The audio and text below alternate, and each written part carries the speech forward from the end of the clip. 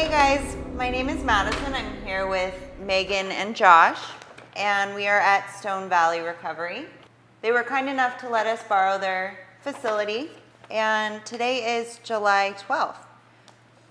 Walk in dry places, pats on the back, and self-esteem.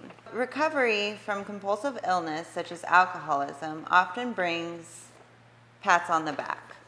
This praise is a welcome change from the criticism our problems once raised. We should accept pats on the back graciously, but without taking the personal credit this sort of praise implies. We can become addicted to praise seeking, and we may even invite it as a way of building up self-esteem.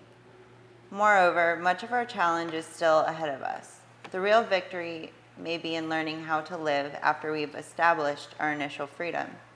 We learn that all human beings must face issues such as boredom and pain, which we tried to avoid with our drinking. We may get few pats on the back for our success in this everyday living, but our healthier lifestyle is reward enough. If I receive praise today, I'll acknowledge it graciously, knowing that such praise is not necessary for my well-being.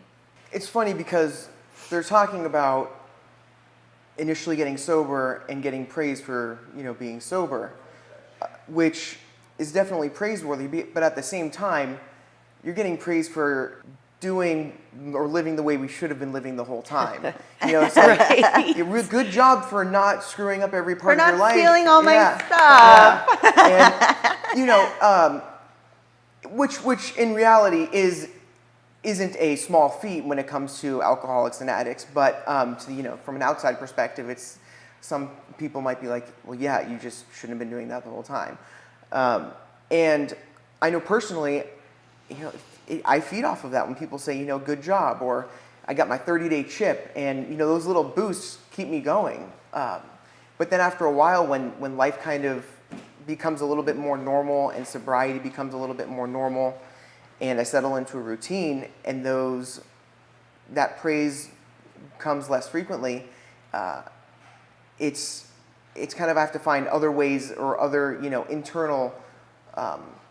internal forces of motivation, because I can't just rely on that outside motivation, because that's not, in the end, that's not even what it's really all about. Yeah. It doesn't come after a while constantly, and so it's about validating yourself and just learning to live a life of integrity, which takes time and is not easy. Doing esteemable things. The only way to get self-esteem is to do esteemable things acts, that I never really want to do. But I feel better when I'm done doing them.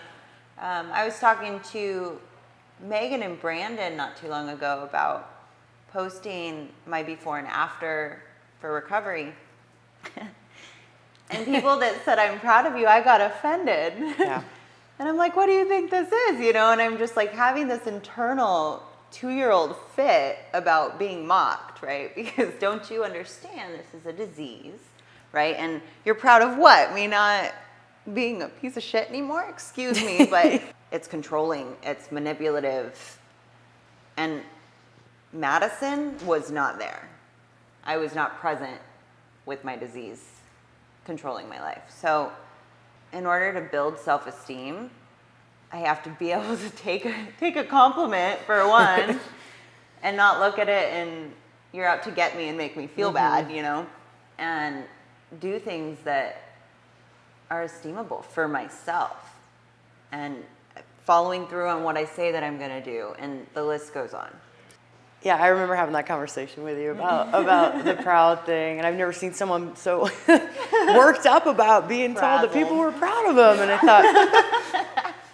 I thought they didn't call you an asshole like they said we're proud, You did post it. Yeah, right. But I get it because I could relate to it, not from that exact verbiage, but I still to this day have trouble accepting praise or accepting a compliment, because what I hear and then what my head cooks up, as to what that means are two totally different things. Right. And it's another thing that you need balance. It's another part of our recovery that we have to find the balance. So you have to be, I love this final line. It just says, if I receive praise today, I'll acknowledge it graciously, knowing that such praise is not necessary for my well-being. So I can take it in just for what it is and know that with or without it, I'm still okay. It's not what makes me who I am today. It doesn't make me have a good day or a bad day or anything like that. You can't dictate what kind of day I have and how spiritually fit I am and where I am in my program. But it would be wrong of me to automatically shut people down that see growth and see change in me, because that is part of my self-esteem. Other people are likely to notice positive changes in us way before we do. Right. I still think I have so much work to do, and I do, but it's nice, and I think it kind of like clicks on that little switch for me that says, you're not a total failure, you're not losing at this, you don't have to throw it in. Like, this is working. This is working. Whether you feel it or know it, it's working because other people see it and experience it. Exactly. It is just reassurance that I'm on the right track. Yeah. And, because we do need those things every now and then. It's nice. It's just helpful because, we can't always see the changes, but that can't be the sole source of at all.